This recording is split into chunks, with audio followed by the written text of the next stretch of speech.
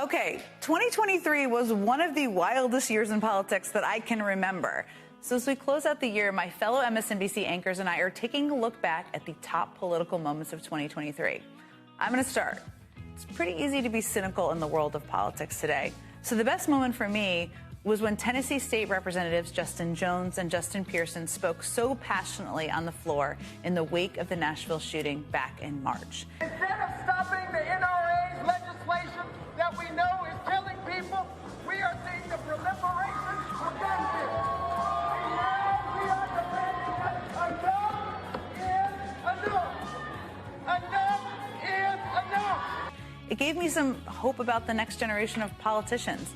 And it really showed me that they're going to keep fighting, and they're going to do it with a moral clarity that we need so much more of in this world. Top political moment of 2023. It's hard. It's a crowded and competitive field, and there's a few candidates that I think are really right next to each other. So one is the first time Donald Trump got indicted in 2023. Then another, which is also close, is the second time Donald Trump got indicted in 2023. Also, strong contender, the third time Donald Trump got indicted in 2023.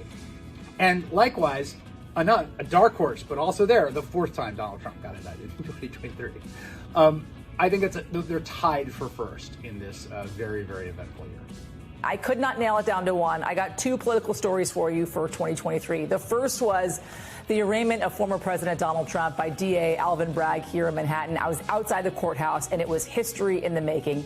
The second was his federal arraignment on charges for interfering in the 2020 election. I was outside that federal courthouse, and I looked across the way at the Capitol, the steps that I stood on January 6th when protesters stormed the Capitol. It was a full circle moment for the former president, for this country that watched on January 6th, and for me as a journalist. Today, an indictment was unsealed, charging Donald J. Trump with conspiring to defraud the United States, conspiring to disenfranchise voters, and conspiring and attempting to obstruct an official proceeding. As we round the corner into 2024, I'm reminded of the 15 votes over 4 days that it took in January this year to elect a Speaker of the House. He failed once, he failed twice, he failed 3 times. It wasn't lucky number 7 for Kevin McCarthy, or 8 or 9. After 4 days and 15 rounds of voting, Republican Kevin McCarthy of California has been elected the next Speaker of the House. It exposed the disparate factions in the House within one party, hijacked by its extreme members. And he only held that job for 10 months before members of his own party tossed him out in a motion to vacate. It is a political moment that really lasted most of the year and reflected one party's peak futility, dragging the public through not one, but 2 sadly comical, drawn-out searches for House Speaker. The Honorable Mike Johnson of the state of Louisiana, having received a majority of the votes cast, is duly elected Speaker of the House of Representatives for the 118th Congress. So I'm an optimist. I hope 2024 will see the House accomplish more on behalf of this country. But, come back to me next year, because I may be forced to become a realist. My top political moment of the year is about the issue of abortion. And it is in November when the state of Ohio became the 7th state to use its constitution to affirm a woman's right to choose. Hot off the presses, our decision desk has just made a call in Ohio on issue 1, and we project that it will pass. It's a bellwether for the issue that Democrats are counting on to be the biggest leverage for Joe Biden to get reelected. And it's also critical just for women's rights, period. We're seeing women and some men in these states, including red states like Ohio, affirmatively say that we demand that women actually have control over their own bodies. My political moment of 2023 is an economic one. Economists were predicting we would be deep in recession at this point this year. But look at the numbers. We are not. Inflation is slowing. Employers are hiring, and wages continue to grow. That is all good and very surprising economic news. However, it's tricky political news. Pollsters tell us that voters don't feel good. Life's expensive. Rent, insurance, groceries, your bill when you go to a restaurant. So this political moment is a tricky one in 2023 because we've got all this good economic data, all these good numbers, but we don't have the American people feeling good about it. That's going to be a political challenge in 2024. There were many top moments of 2023, but the one I found most significant happened on April 7th. That's when Vice President Kamala Harris made a surprise visit to Nashville, Tennessee, to stand in solidarity with the Tennessee Three. The vice president went to the Tennessee Capitol to defend them, to rebuke a stunning attack on free speech, and to stand up for democracy. A democracy says you don't silence the people. You do not stifle the people. You don't turn off their microphones when they are speaking about the importance of life and liberty. That's just a snippet of perhaps the best speech of Vice President Harris's time in office. My top political moment of the year was in August when tens of thousands of people marched on Washington, the date of the 1963 March on Washington. Blacks, Jews, Muslims, Arabs, LGBTQ, Latinos all marching together. And at the time we were marching, a hate crime against 3 blacks, a white supremacist by his own description, shot and killed 3 blacks in Jacksonville, Florida, at a Dollar General store. I picked this moment because it showed we can come together, but it also showed we must stay together to stop hate against anybody in this country.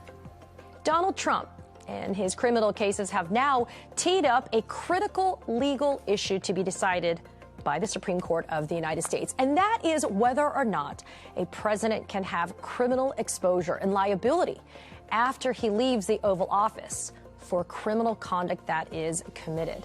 And that's an important answer that needs to be obtained from SCOTUS, because presidential immunity is not only going to impact how we look at 2024, but also presidencies beyond. The top political moment of the year could well turn out to be a foreign crisis. On October 7th, the Hamas terror attack against Israel that has led to a surge in anti-Semitism here at home, an increase in Islamophobia, and turned large numbers of America's young voters, a critical part of the president's base, against his Israel policy. And certainly that's not a good sign for any U.S. president in election year. My top political moment is the politicization of men, women, and children. I'm talking about the hundreds of thousands of migrants who have requested asylum in the United States this past year and have become politicized by politicians who have sent them many times hundreds of miles to other cities in the United States after they have undertaken the most dangerous, difficult journey one could imagine just to get to the United States. That simple and yet important concept of asylum, should it be politicized? I don't think so. My top moment of 2023 is the Supreme Court finally doing something good for a change, something that could have major reverberations across the country as we look ahead to the 2024 election. On June 8th, the High Court upheld Section 2 of the Voting Rights Act, and that's the part that prohibits state and local officials from adopting laws that discriminate on the basis of race, color, or a minority group. In the 5-4 decision, Allen v. Milligan, the justices ruled against the state of Alabama and struck down a Republican-drawn congressional map that only contained one majority black district. The United States Supreme Court agreed that Alabama's black population was actually large enough that it should have 2 majority black districts.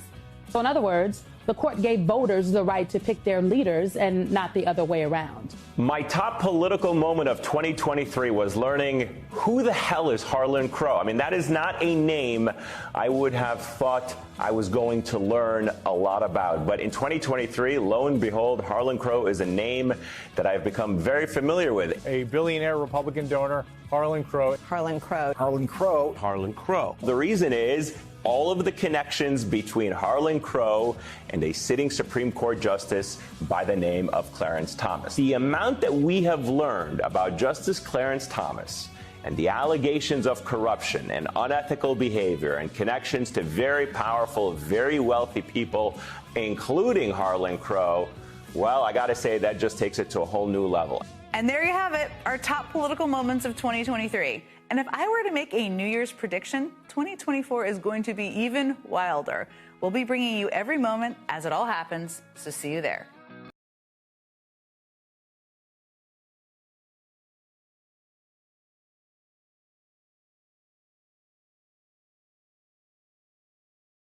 If it makes you feel any better, I have already put evac on alert. He's ready to go if it comes to that. General, I can assure you. Hey, General, let me into the war room to see you, so I had to hack my way onto this frequency. This better be critical, Wheelie. Sir, come on, what is it not, please?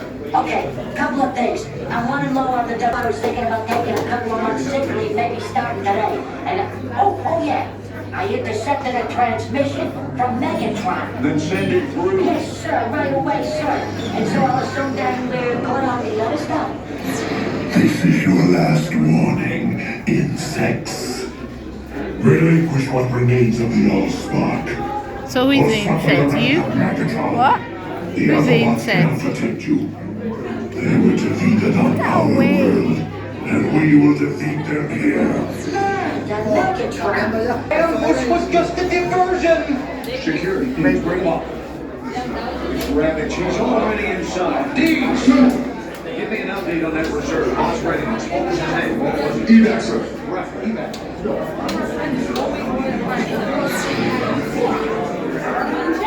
She's right in front.